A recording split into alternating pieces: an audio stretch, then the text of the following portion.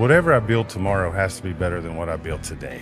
If not, it's stagnant. You start lacking in quality, or you let stuff go that you shouldn't have. We strive really hard to keep our customers happy, retain them, because they'll be your best advertisement. Customer service is a big deal, because word of mouth is way better than marketing. You get up and you go get your stuff done, and then you have free time, or you've got more time to do more productive things. But hustle, get up and go do it. Welcome back to the Wealthy Cowboy Show. Today we are at Cook's Garage in Lubbock, so we're going to get to do some cool episodes. This one is Dustin and Andrea Glenn, both business owners. Dustin has a cowboy background, so I'm excited to get to talk to him. How are y'all doing today? Good. Thanks for having us. Thanks for having us. Yeah, glad y'all could come.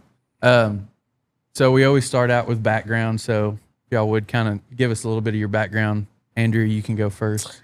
Well, I am a business owner. I've had a women's boutique for 15 years. And prior to that, I have a background in the ag industry, a job in seed sales. I grew up showing livestock, judging, and that's kind of what brought me to Texas and how I met Dustin. So very passionate. Where are you from? Northeastern Colorado. Okay. So Dustin says I got to Texas as quick as I could. Yeah, I didn't know that. See, that's why I like sitting down. No, I came to college to judge and judged horses, was on the ranch horse team, kind of did everything through college and at Canyon or Tech here in Lubbock. So, yeah. What about you, Dustin? I grew up in Plainview. Dad had a little grow yard and my granddad farm, and so I did that until went to college. Had a few cowboy jobs. Didn't finish college. Went to work. Started building tack as a necessity. It was easier than being able to afford it, and that slowly turned into a job. Trained horses for about 10 years under another trainer, and then for myself for 5 years. The saddle shop, leather shop always kind of tended to be more important or need more time, and it's slowly become to where that's all that I do now is just saddle shop. So.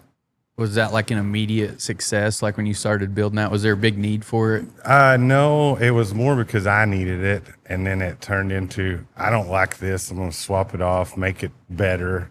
Somebody would, hey, will you build me something? Sure. And it accidentally turned into a job. Yeah. 25 years probably since the first stuff I built. So. And then you've been full-time for... Full-time since 20. Yeah. Yeah, I always think like makers are so cool. Like you can, I mean, I create content, I guess, but like I don't have the patience to sit down there and build something. I always say I'm more of a destroyer. I like destruction better than like building something. And my family, like they're all can do stuff with construction, build houses and stuff like that. Never was in me for some reason, but people that can make leather work and bits and spurs and stuff, and I'm like, dang, that's so cool. And you can just sit down and from nothing build something cool out of it. Yes, sir. Has that always been like in you think? Or I think so. I've always liked to fiddle with stuff, take things apart, put it back together instead of getting someone else to do it, see if I can do it myself. My dad went to saddle making school when they had it at TSTI, northeast of Amarillo. And so growing up, we just made our own stuff or fixed our own stuff. And so I kind of had that. I don't know that this is where I would have thought I would end up, but it does make sense in hindsight. So. And I always thought it was cool too. Like we kind of talked earlier of like if you're cowboying or ranching, like it's so dependent on Mother Nature. So I was like, I need to figure something else to do. Like when it's raining or nasty outside and you can't go work, like I need to find some way to make some kind of income inside. And that's kind of how it started. And as a hobby that turned into a part-time job that just kept expanding into an actual job. Yeah. And it's it's manufacturing. Like everyone wants to call it art and creativity, and there's parts of that, but ultimately it is just a manufacturing job. You, what can I make? How can I make it better? How can it be where someone needs it? Those kind of things. So, And you're doing more of that, more working cowboy, like functional stuff than like a fully tooled something that you see in a museum or something. a little bit of both, but not a lot of tooled stuff. It has to go on a horse, or needs to be for a person that's going to be on a horse. Not so much just general leather work, tack. Purses. He doesn't do purses. No wallets or Little things. Yes, yeah. No repairs. Occasionally, you have to fix a Louis Vuitton handbag or something. I try to stay away from that.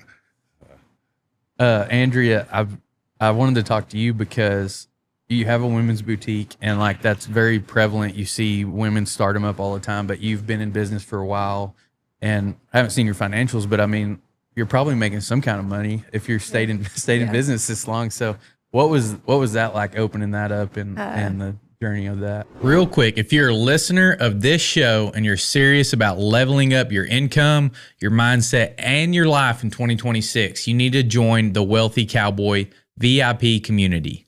It's where the real action happens. You'll get exclusive discounts from our sponsors, VIP merch deals, early access to episodes, private Q&As, and I even pull questions from the group to ask our guests on the show. It's a crew of driven Western people pushing each other to grow. The link is in the description. Go join now and see what's happening inside. It's changed a lot from when I first started. And with every year, I feel like you get more wisdom as a business owner. And a lot of times when I tell people now, I just say I'm a business owner, because there is such like a trend to girls opening women's boutiques, which you can be very successful. But when I very first started, that was before you could even have a e-commerce website. Facebook was really just started getting going. He was still ranch rodeoing, so I had a trailer and I would set up and do shows. And that's really how I grew my business and my following on social media. And then we've just really changed over the years. I bought a building in 20 and really have focused more on my brick and mortar, along with a lot online, and just been very blessed. And I think because I started out really small, I had to be pretty strict with my budget and how I spent, and I'm really watch my numbers, the way I operate. And it is a business. It's not like I just like to go shopping. Like it has to pencil out, and yeah, it's just been really amazing what's happened. So Do you think online made it harder or easier? there's been years where we've had a lot of online growth, and it probably really helped me. I think there's seasons, like I'm coming off of a really busy retail season in the storefront, and it's awesome to be able to have an actual brick and mortar for people to come in and buy Christmas gifts, and we know everybody. But then in January and February, it may slow down in the storefront, but then we can pick up online. So I kind of rely on both. Different seasons during the year, it's busier in the store, or it's busier online. There was a few years ago where I kind of thought about closing the store, just like for a lot of different reasons. And I thought, it may be easy. I could just stay home and ride.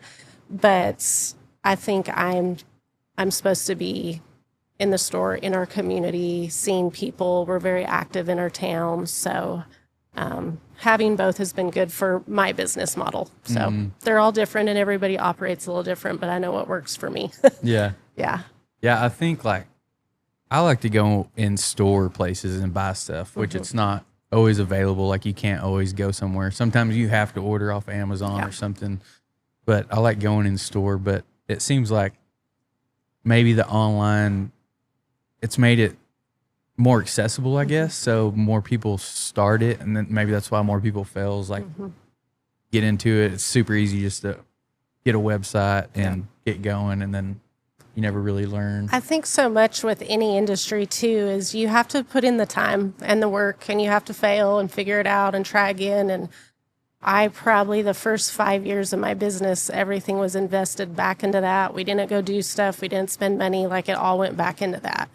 And when you tell people, that's a little daunting at first, but you just kind of have to struggle through some things. It's like we were talking about your podcasting, and no one starts out as an expert. So you just have to put in the time, and there's certain things that have made me a better business owner because of the failures and mistakes I made.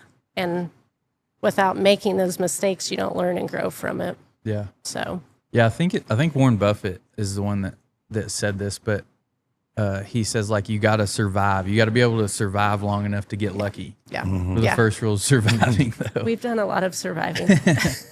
And a lot of people, you think that like somebody could see where you're at now and be like, I'm going to open one and be there like that. But it was lots of years of struggle. Yeah. Yeah, I think I've had a couple of people on that were like apparel, like retail. And I'm like, I think it'd be tough because I would want to just buy the stuff that I like. And I think Shady's the same way. It's like you just go buy the stuff you like, but that may not sell. Yeah. Is that a struggle, like learning all that? I think that's where I do pretty good is I have a store manager. She goes with me to markets, and everything we buy, literally every piece, I can call one customer by name that I'm buying for.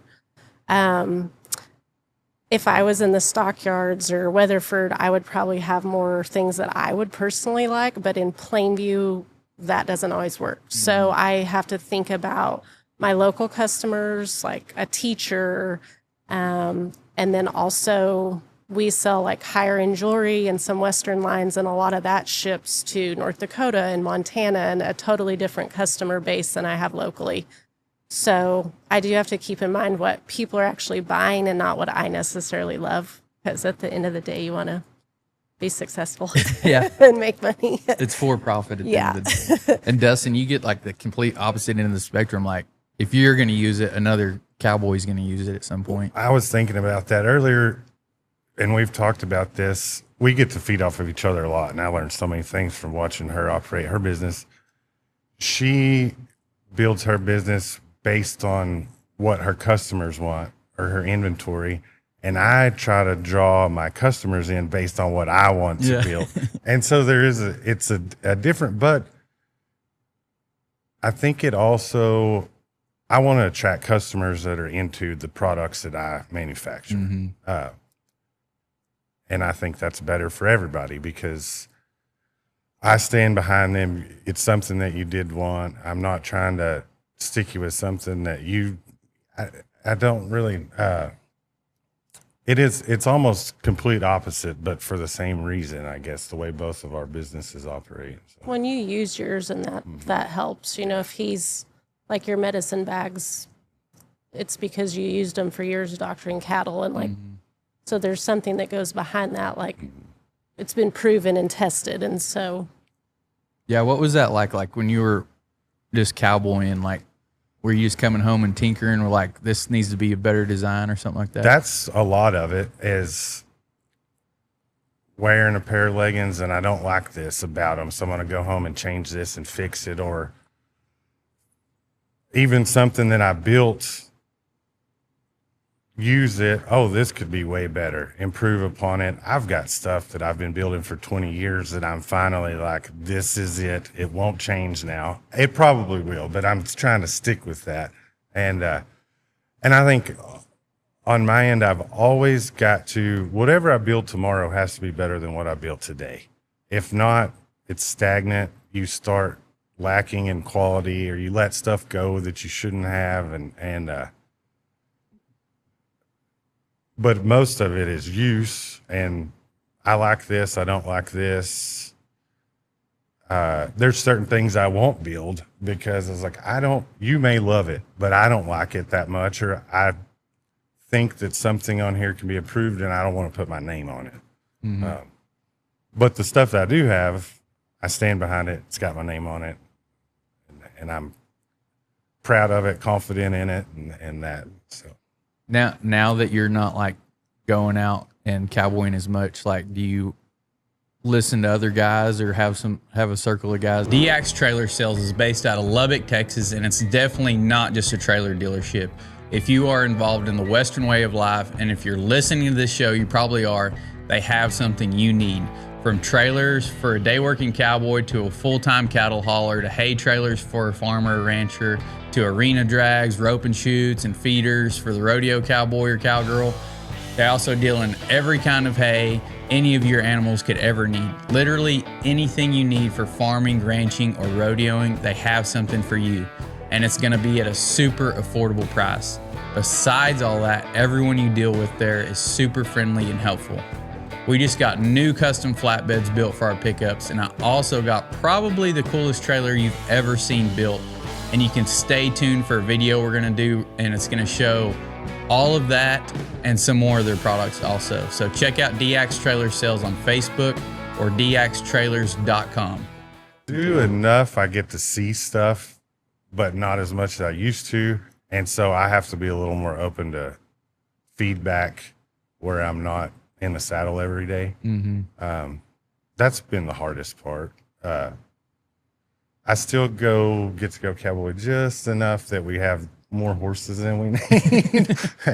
and it's for sanity. Yeah. You can't stay in that shop 70 hours a week all the time. So I'm the same way now. When I get to go, it's like just there to have fun. Whereas like used to when it was like your only source of income, it's like stressful and stuff. But now I just get to sit back. Everybody else will be all stressed out and mad and stuff, and I'm sit back and smile. This is way better than what I was doing. I do always, if someone calls me, I check the weather. Let me see what I got going on. I Fair check weather the weather cowboy first. now. Yes. Yeah. We got rained on 2 years ago. We were preg checking some heifers, and it was cold and rainy, and I didn't have the proper attire on, and I texted Snapchatted Andrea or something. I don't want to like, do this anymore. I quit. We're selling the horses. I don't want to do this ever again. Then you're right back at it. Yes. What's it like after you got the products, like kind of, you said you're still tweaking them a little bit, but pretty much figured out, is it just like getting more efficient at building them? I think the biggest thing is efficiency. Too many products can be a bad thing. You're going to get stuck with something that nobody wants. Designing something new takes so much time that it doesn't become profitable until the 10th or the 50th. Well, it better be something that works. So now I have fewer items, but the quality is better and intends to go up. New product development it's just so much time.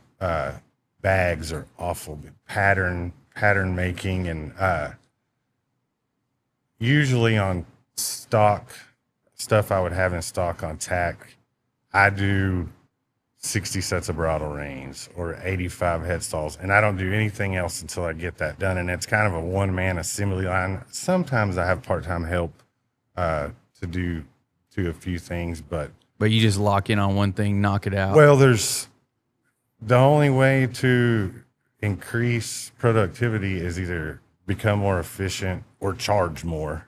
And efficiency is definitely the investing in equipment. I've never spent money on a piece of machinery and regretted it. I've always been a month or 2 weeks in and be like, I should have done this 5 years ago. Like it paid for itself in a week. What's the machine that you edge everything with? Oh yeah, I got a 4-way edger for bridle reins, and it is. Once he got that, I'm like, you did that by hand? Yeah, I was like, oh, it's. There's so many things out there to help, and I think a lot of people are scared to do that too, like scared to. I was like I can't afford that. Well, like if you bought it, you could afford it. I tell that on people ask about a sewing machine. I was like, get it, get the best one you can afford. You'll never regret it if this is what you're gonna do.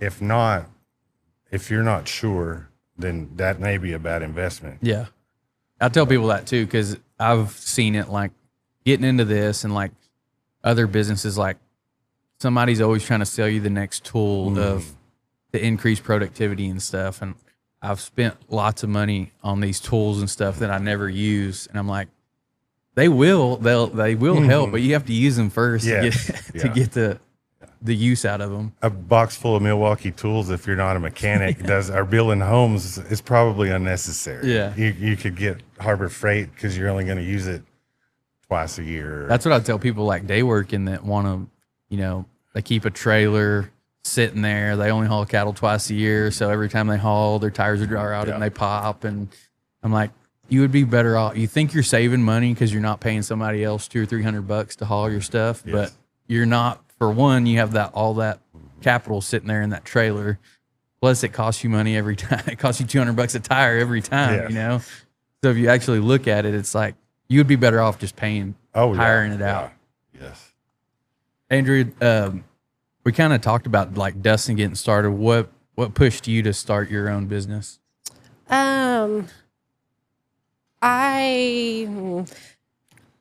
I had a grandma that had a store. My mom had a wholesale line years ago when I was in college. And I've always, like Shady, I've always loved fashion and trying to be unique and different. And same thing, it kind of started as a hobby, like a creative side, just making things. And so I would do it on the side. And I loved the job I had at the time. It was ag-based. And then it just kind of took off a little more and more. And I was starting to take time off of work to go to stuff, or using our vacation time to go to like a ranch rodeo to sell stuff. And Cody, actually, your mother-in-law, was the one that took me to this tiny little spot and a retail location. And I thought, if I don't try it, I will regret it. It's almost like moving off. Like if you don't go and try to do life when you're young, you'll never know. So I opened up a store, quit my job and opened up a store. And it was really, really challenging for a few years. So, but it's what I'm supposed to be doing. And I'm glad that I just took that leap of faith. And was it hard like every time, because you said you had the trailer, so that was like a leap of faith to go out and do that, and then you go get a store, there's another leap of faith. Was it scary every time, or you're like, I know this is going to work out? No. And looking back now, I thought, oh my gosh, I had no idea what I was doing. I think each season there's challenges and you don't really know. Because the very first storefront I had was 800 square feet. So it was really small. So you can only sell so many things. And then we moved downtown. And I was there probably 5 years at that location, and then I outgrew that one too. So, and in a way for me, not being able to have like an endless opportunity of inventory, and it kind of helped me grow along the way. And then I looked for 2 years for that building I bought because I wanted to stay downtown. I knew that's where I wanted to be. And you've been down there. I feel there's been a lot of growth and people have been invested into our community. So, and the guy that sold me that building actually contacted me, and I had drove around and I was on the Main Street board and I had checked all the buildings, and then he called me and I'd never really looked at it, and it was just perfect. And then he helped me renovate it. We did pretty much everything on our own. COVID, it worked out perfectly. And that was really scary too. Interest rates were low. I closed on that building in April, and I did at that time think, what am I doing? Like what are we doing? But I had to close the other store for a while, and that's where the online really helped, because we would do curbside pickup. So I could still kind of operate and make some money. And we'd have people pull up out front, and we'd walk the sacks out, and then I'd go 2 blocks over and work on the floors, and then do you think was like COVID for you? Was it were you booming because like a lot of people were sitting at home shopping and stuff? Was it scary for you, or were y'all doing good? I feel there was probably about 3 months that we made sales. We weren't booming, but I did enough that the girls stayed employed. I think I had like 2 part-time girls at the time. And then I felt like that following year, like the end of 2021, there was kind of a boom because people were spending and staying home and just shopping. Yeah. So, if you were starting over like right now, how would you kind of do it the same? Because I think a lot of people like that hurts them, because the first thing you want to do is go rent a storefront and then go buy a bunch of inventory. So you have a bunch of money invested. Then it's like, if it don't work, then you're screwed. Yeah. But if you can, like, I'm always like, can you sell it before you even have to pay for it kind of deal? Like if you can get in there and basically not have any risk, like you kind of started with you kind of proved it on a small scale and then built your way up. Would you do it that way? Or? It's funny. Every brand out there claims they've built the ultimate Western performance shirt, but most of them are more involved in other industries. Finally, there's one that actually is different. Introducing Horn Knot. One detail changes the game. This has literally never been done before. A patent pending hidden zipper pocket with an extendable lens cloth, so you can clean your shades or your phone without untucking your shirt. It's simple, smart, and practical. I also like that you can fit your phone in the front pocket. And here's what I love. Horn Knot kept their designs classic, the most traditional pearl snaps you'll find anywhere. Great colors and vintage pocket designs. These are the same shirts I wear to work in, and you've probably seen me wearing them right here on the podcast. They even built a ladies line, not fake pockets or bad fits, but real Western shirts built to flatter and function. My wife Shady shows and works in these shirts, and there's nothing else like them. Get yours today and save 20% with code Crockett at hornknot-brkwy.com. Horn Knot and Breakaway. Learn more at hornknot-brkwy.com. I would. And I have a lot of people come to me that are like new starting, and I always try to help and be an open book. And like the number one question was, what size of loan did you get? And like, well, I didn't really do that, and I don't know what to tell you. I mean, you could tell somebody any type of number. You have to be able to sell your product and make money to pay that back. So for me, even though it was hard and a little bit slower, I feel like it gave me longevity and a stableness in this business to operate the way I do now. So it took a little bit longer, but it also made us better. Yeah, like getting over the hurdles and struggles. Yeah. That's what we went and watched David yesterday with Lottie and Sun River, which is the David from the Bible. And it's, he goes like, he has good times, and then like something bad will happen, and then he has to like overcome. He's like, God, why have you forsaken me? And then realizes it's a hurdle he has to, and it turns out better on the other end. And I think that's like how life is, how business is. It's like, once you go through those and then you learn from that situation, then you become better on the other side of it. I've had a lot of personal stuff happen this year, and like the current girls that work for me, the stage of my business, had I not had all the things in previous years building me up to be where I am now, I probably wouldn't have made it through the year like I have. And we're ending the year very, very well. And I think a lot of that is just because of those years of ups and downs and obstacles, and it helps you, and God gets you to a point to always get you through something. Mm-hmm. So, yep. What was when y'all first got together? Were y'all both like entrepreneurial like that, or did y'all just kind of develop into that? I don't know. Yeah, I mean, I feel like we had to have been.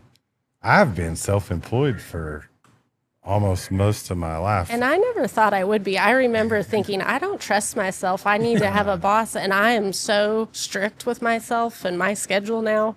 But when we were married, I was like, oh no, I couldn't do that. I need somebody to somebody to tell you what to do. Yeah. And now I have a routine, and I get up early, and we're both that way. You have to be when you're self-employed. You work really hard, and then that also allows you we like to go have fun. Like, he goes to market with me in February because that's a little bit of a downtime for you. And then there's times when you just have to work. I mean, it's kind of seasonal, but we've made it work, and we enjoy it. And I don't think Dustin probably could work for somebody now. There's no way. Yeah, once you have the freedom. Yeah. Yeah, how is that with you? Because do mainly, I guess you do some custom orders, but also keep inventory. Can you go off like, I know as a maker business, like it's a little different, but can you build inventory up and then just sell those online while you're not in the shop basically? No. Or We talk about this all the time because if I'm not using my hands, I'm not making any money. So stock is only, that's like value in your business, or it pays better than a savings account to have this. But we can travel and she can get on her computer and do payroll or order new stuff. And I'm like, I'm on vacation. This is, I can do nothing. Yeah. He brings it up Yeah. occasionally. I'm only spending it. I'm not making it. Well, but if having the website is very helpful because I've already done it and it's there. So I may get some sales, but I'm on vacation. I'm not on Facebook like, hey, go buy some things or any of that. So, but I've already done the work. The value's there. yeah, It's, you basically already paid yourself Yes, for whatever you yeah. built. So it's not like you're getting ahead. well, I already spent the money. I haven't got paid for it yet. I just have value in my company, in Yeah. my business. So. Andrea, how did you start out like marketing? Was it just word of mouth, and then like how did that evolve? I have an ag communications degree, and I think I've always kind of had different sales jobs, and marketing and sales comes natural to me. I really try to base stuff off being genuine and authentic. That's important. But yeah, just the face, started with social media. And in my industry, I've been blessed to get to know girls that influence and have one-on-one relationships. So there's been a few times we've done things like that and big photo shoots and collaborations, but it's always been with people I knew. And that's helped some. But honestly, your customer is your best advertisement. When the day after Christmas, I had 2 ladies drive from out of town to buy jewelry that somebody else had referred to come to the store. And so just like Dustin, we strive really hard to keep our customers happy, retain them, because they'll be your best advertisement. And there's times where you may lose somebody for a while and then they'll come back. But if you take care of them, they'll take care of you. And things have just kind of grown because of that. And it's easy to get wrapped up in my industry, like with numbers and followers. But I also know that doesn't always mean everything. So I know my books and I know the people coming in. And I would rather have a real relationship with our customers than just a like. Yeah. So, and I have to remind myself that the older I get, the more I have to think like that's what's important and not just a huge following. So, Yeah, I tell people that like on social media, it's like if you're doing it for business, if you're doing it to be an influencer, then you just want the biggest numbers you can get. But if you're doing it for business, like if you just had 100 followers and they were all customers that spend $1,000 a month with you, like that's all you would need. Yeah, That would be yeah. your capacity. Yeah. Like it doesn't matter all the other ones. Yeah. You just want to find those core customers. no.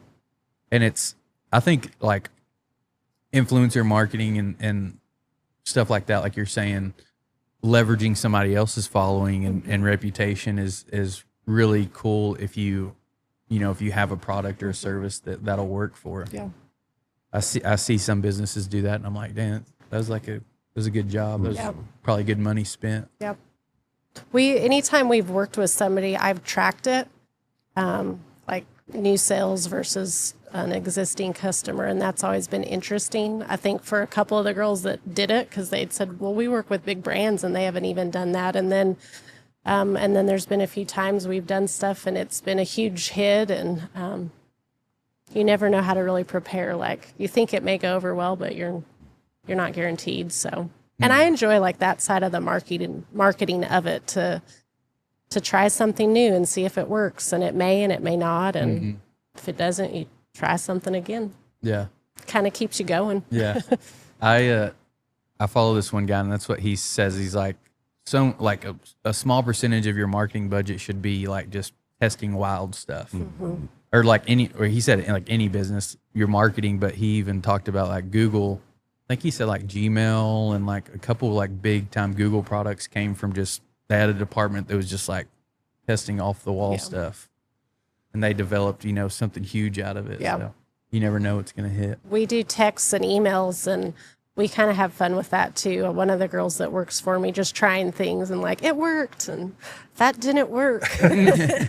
And all that takes money too. That's what some people don't understand is I have to pay for anything like that. So it does kind of need to provide a value. And, but yeah, just trying all the different ways. Yeah. I like trying different stuff too, but like, yeah, it's always money well spent, I think, whether you get sales or not. At least you're like, cross that one off. We're not doing that again. Yeah. Or maybe we can change it a little bit and try it again or something like that. How has it evolved now? Like you were saying, you have girls working for you. Like, have you kind of removed yourself to where you're higher level to looking at different stuff now, or how's that work? Yeah, a few years ago, I really just tried to start working on, I read a book, I can't even remember which one now, like Think Like a CEO. And we really have systems and monthly systems and weekly things. And that helps keep all of us on track throughout the year. And we've done kind of that same routine for a few years. So we all get there and we know what we need to get done in a week.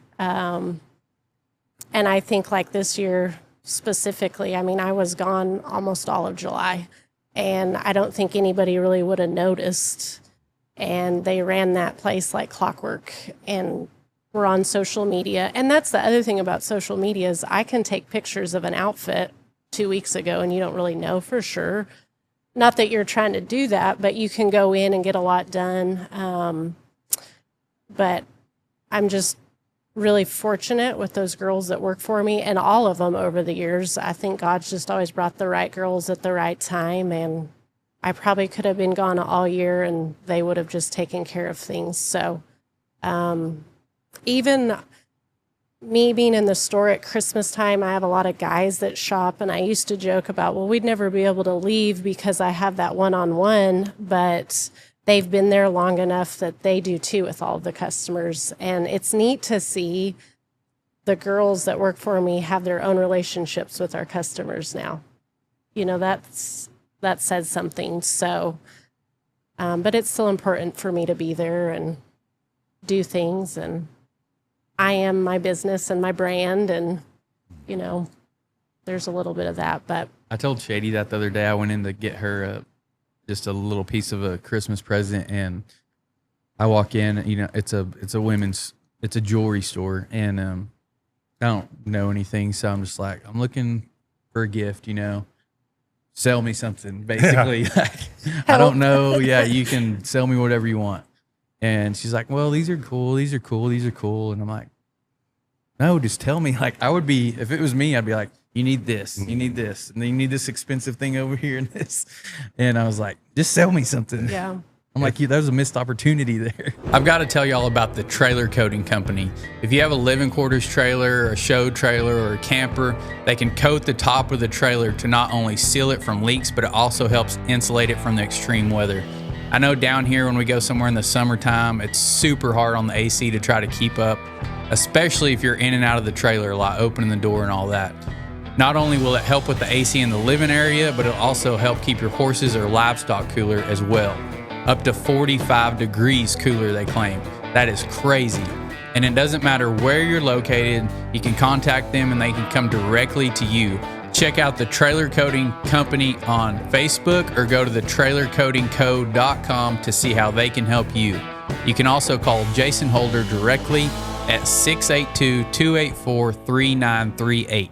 It's neat to go in there during the holidays, and men will come in and they know their wife's name, what size she is, what she likes, and it's like, give me a budget, we'll wrap it up, and you're in there. They're like, this is the most perfect thing in the world. We want to provide a service. We're not Walmart, and you're paying a little more, and with that comes a service and gift wrapping and one-on-one, and we want to do a good job at that. Yeah.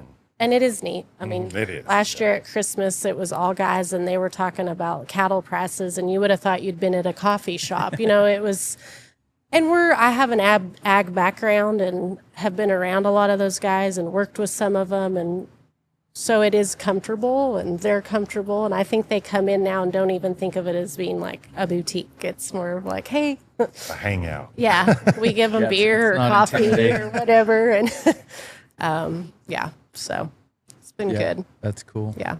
How did you just like when you got started, did you just go crazy and immerse yourself on learning business, or how did you learn a lot of this stuff? I think I'm competitive with myself. And so I am actively always trying to get better and learn. Being around people in the industry, just going to market.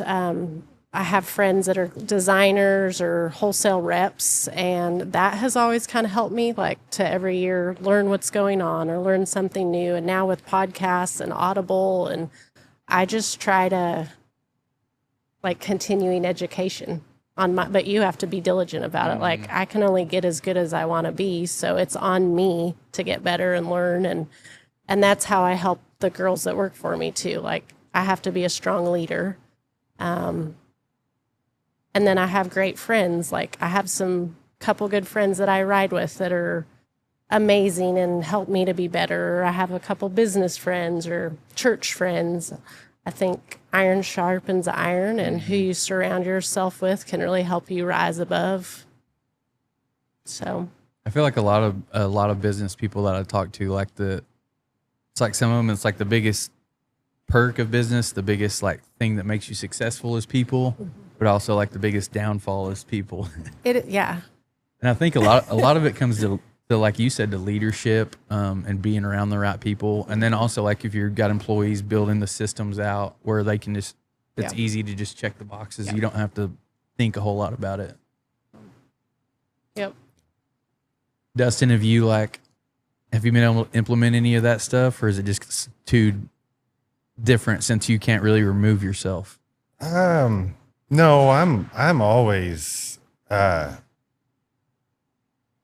there's always something trying to think. Obviously we make mistakes and learn from those mistakes over the years and figure out, I want to stay away from this, or if I want to try, like there's been a few things I think about this, like a difference. I try to stay away from trendy stuff, like classic quality. It'll be the same forever because it's cool until it's not, and then you're stuck with it, or everyone else is building it. Where she like Have to stay trends on are the top of most, it, yeah. she has to do the trends. She can't just carry the same thing like all the time. I've looked into like doing more retail. I've figured out that is not a route that I'm comfortable or like to take. You end up tying up so much money, and your return is not enough for what you've spent. Where doing the manufacturing, at least I'm getting paid for the labor. So I think it's kind of stay away from that. I go back and forth on help. That's hard in this industry. I want somebody that can be doing it themselves, but helping me do it. And then, so if you teach someone, they're going to leave. You want them to be good enough to leave. And then I don't really like the roller coaster of that, or Like once you get in the groove of having them help you, and then they get good enough, and then they just Yeah, then they or can go leave. work schedule maybe during slow time, or the balance always seems to, part-time help is a good thing sometimes, but that's the biggest struggle, is how can I grow without having to work more? I mean, obviously the more I work, the more I can make, Yeah. the more profitable it can be. I do a few things like just to take customer service is a big deal, because word of mouth is way better than marketing. It also brings me customers that are interested in my products, as opposed to marketing may send me customers that are wanting something different. It is custom saddle shop. Custom is kind of loosely used. And Custom to extent. You're like like, no, I- I'm not doing that. I do trying to maintain value in my products. Like I'll trade leggings have been a huge part of my business, and I thought someday everyone will have some. They don't need any more. What am I going to do next? That hasn't been the case. So I'll trade you used pair. You change sizes. You just want to upgrade. I'll do better than anybody else because I want to maintain value in that product. I don't make a lot of money off of those, but now I've got a return customer and a new customer. Little kids shops from the tiniest to up to a certain length. When they outgrow them, holler at me. I'll trade from the little to the big to a certain size, just because like I want him to be. He'll remember I had Be a 6 lifetime pair when I customer. was a kid. And now I'm gonna, return as a paying customer as an adult or teenager, and building customer base. I mean, is seems to be what I've focused on more than working more or Yeah. how to grow the business. That's how I try to do it. And equipment to efficiency, all of that seems to be. I've never regretted putting money back into the business. Yeah. So, Yeah, I think like you said, that doing the trade-ins and stuff to maintain the value, I think it's like a huge thing. Like Hughes did it up there. that's kind maybe of the still model does, yeah. of that. Like, And I've talked to other people about doing that, like, because you can control the market. Like it will hurt your margin on the trade-in, I guess, but you get to be like, this trailer didn't go sell for $4,000. It's used and it's still sold for nearly new price just because you controlled that market. If you didn't hear Ben Hell's story on episode 69, you need to check it out. He's been earning trust in the cattle industry one handshake at a time since 1995 at Western Livestock. Western Livestock is proud to be family owned and operated now with 5 locations: Oklahoma City, Woodward, Comanche, and Waurika, Oklahoma, and also Knoxville, Iowa. They're proud to do business the Western way with honesty, integrity, and a handshake that still means something. You can join them ringside or stream their sales from wherever you are. Western Livestock, where a handshake is their word, cattle are money, and timing is everything. If you're looking to buy or sell, contact Ben Hale at 940-631-BEEF. That's 940-631-2333. Check them out on Facebook or westernlivestock.com. I think it's just in your customers. You gave one customer a better deal than they were going to get anywhere else. Now you have another customer. They may get you 2 more customers. It just it can't stop growing, Yeah. and that's way more important than paying for a billboard. Or to me, I've done a billboard. I've tried it all. and then it's my job to on certain growth. Like I'd looked at outsourcing at one time. Then I just become quality control. And that's not something I looked into it. It did. I was like, these can't do everything. When I was like, I want my name's on it. It has to mean something. So, Yeah. Yeah. You're in like it's just a tricky business. yes, sir. What do y'all like? What are y'all trying to grow your businesses to? I mean, like you said, you're kind of limited, but like, what do you think? Turning boutique will be? profits into something that doesn't require us to have another job. I'm happy. Like I'm a very content and happy, and I don't need a lot, but I kind of like you too. I'm looking at different businesses that don't require me. I've had a lot of people ask about franchising, and I'm like, it just won't work the same because I'm not there and my girls aren't there. And that may sound kind of bold, but that's what makes that business. But making your money, make money for yourself. And, I'm always like, I want a car wash. No, I want to. We just spend it on horses, right? Yeah. And I have some great people that I feel like I go to for financial advice, and I have And we're happy right now. I feel like we're in a season of life where we get to go do some things that we enjoy, and to us that's important. And but then then I'm always like, what can I do next? Yeah. I think that's like the thing you like is you start out with nothing, and then you learn how to you build a skill set of a business or learning a skill that makes you money. Yeah. But then you have to learn what to do with the money. Like, how do you keep it? How do you not pay huge taxes? How do you make it grow instead of just spending it all the time? That's tricky. Is it? I think learning it's like the easy part, and then holding on to it and growing it's like a whole nother deal. Yeah, I just told her I don't want to plumb on rent houses. That's I've wanted to do real estate for a long time, and he's like, I am not going to be a fix-it man. Yeah. I was like, I'll get a property manager. I already have a job. But I think too, as a married couple, you have to do things together too that make sense for both of y'all. So, we are both very independent and run our businesses independently. But then at the same time, we come home in the evenings and you have to do stuff. Discuss. You got to Dream. discuss and discuss. Yeah. Yeah, I think it's like in our industry, it's you want to do the things that make you happy, so you end up investing, like you said, in horses or cattle or something, which is sometimes a good investment, sometimes not. So it's kind of tricky. Whereas like a city person may buy a bunch of rent houses or something like that, or an apartment complex or car wash, and it's like more of a foreign concept for us.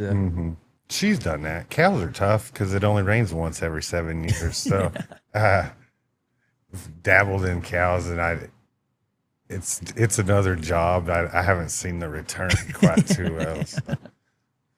That's tough. But I've always liked real estate, and then like you said, you can also compare it a lot to ranching, because like you said, if you have one rent house, you probably have to go work on it yourself because you can't afford it. But if you can you're going to own one. If you own 10 or 20 or 30, get a property manager, you can afford that, and then it's a little more hands off. Whereas same deal, there's no point in owning 10 cows. You need to have 100 or 200 cows or something. It still takes the same amount of truckload of steers, a truckload of heifers. Yeah. That's the only way it really works.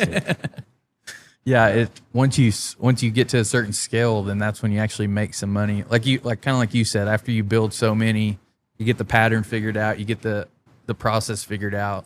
That's when you start making money, instead of like when you first just build a bunch of one-off stuff, you're not really making anything. No on your profit. time. Yeah, No profit whatsoever. What do y'all think? I always ask this trick question. What do y'all think? One skill, if you could just like attribute success to one skill, you tell somebody like, hey, if you go master this, you're going to be successful in life. Like, what would you think would be the most important thing to work on? I can get up and go to work. I think I can get so much done before 2 p.m.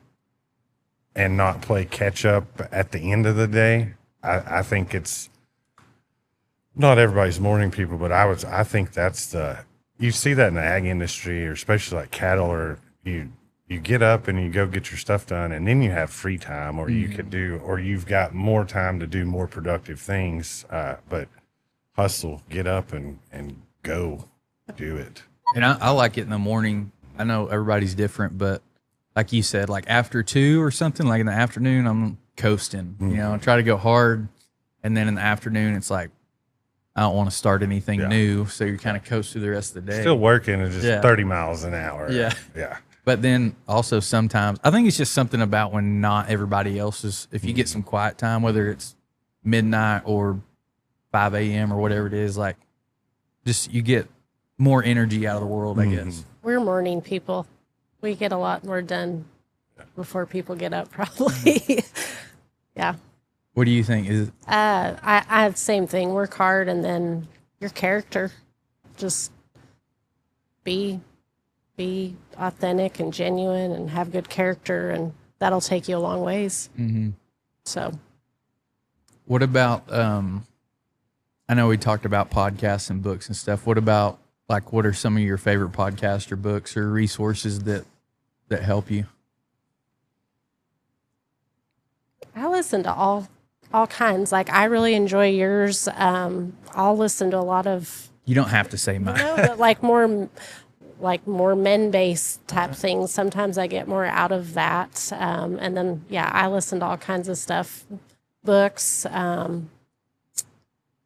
Like The Servant Leader, I read that one. It was really good, and it's about leadership and like if you're employing people, the rich dad, poor dad. Mm-hmm.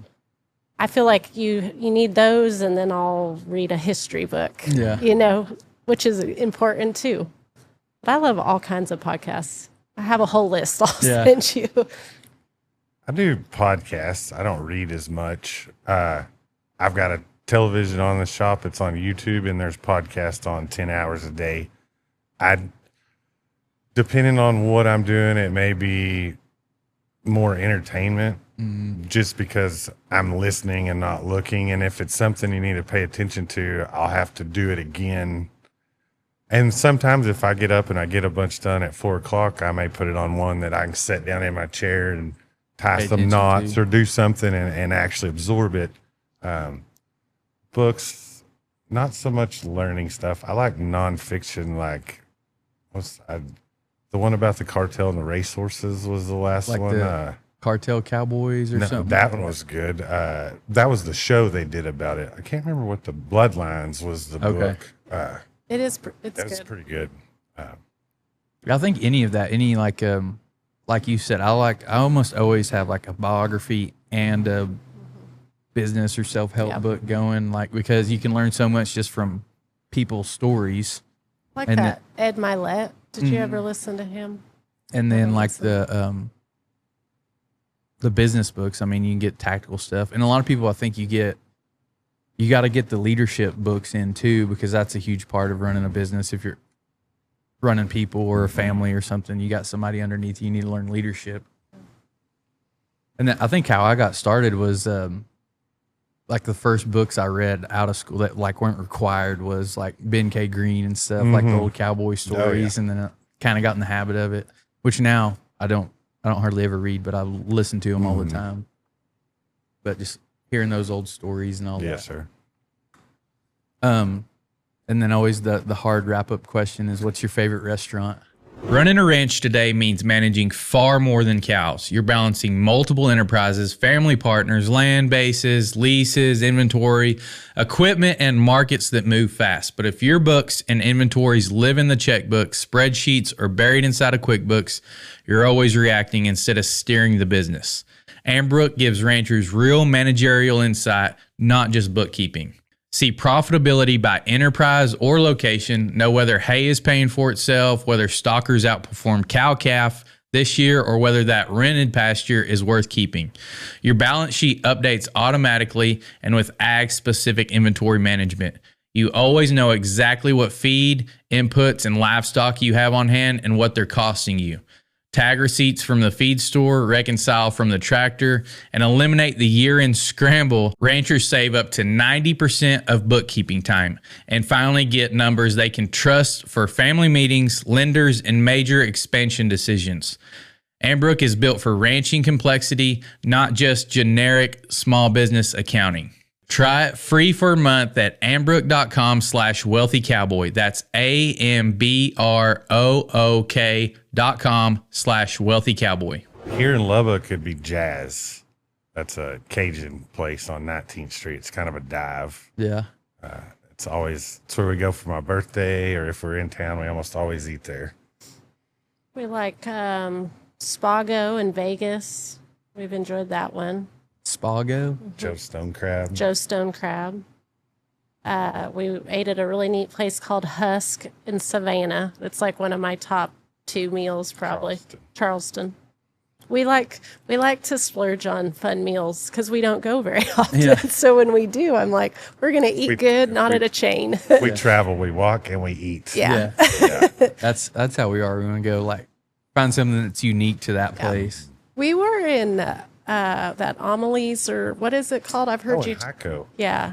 Oh, Omeline's? That one was good. We went at lunch one time, Accidentally, yeah. and it was a really neat place. I liked that town. I wish we could be there more. Yeah, they kind of like Plainview. Like they kind of came in there and I think some investor came in and spent a lot of money and brought those Yeah. businesses in. Yeah, it's really pretty. It's Really cool pretty. to see all the downtowns kind of rejuvenating, Yeah. all the old historic buildings and stuff. Well, tell everybody where they can find y'all's stuff and do business with you. The Rusty Rose, that's what it is on all social media, our website. I have a personal Instagram, but I don't do a lot on there, but the Rusty Rose. Yeah. Maybe somebody can reach out to you if they got questions on Yeah. Yep. retail business or Yes, something. for sure. I always like to help. So, Dustin Glenn Custom Saddle Shop. It's on Facebook, and that's also the website. It's .com. Yeah. Very long website. Just type in Dustin Glenn. Yeah, it'll probably pop up. Google will find me. Well, thank y'all for coming on. Yeah, thank thanks for you. having us. Yeah, thank you. Y'all go check out their stuff. Reach out to them if you want any more information. And we'll see y'all next time.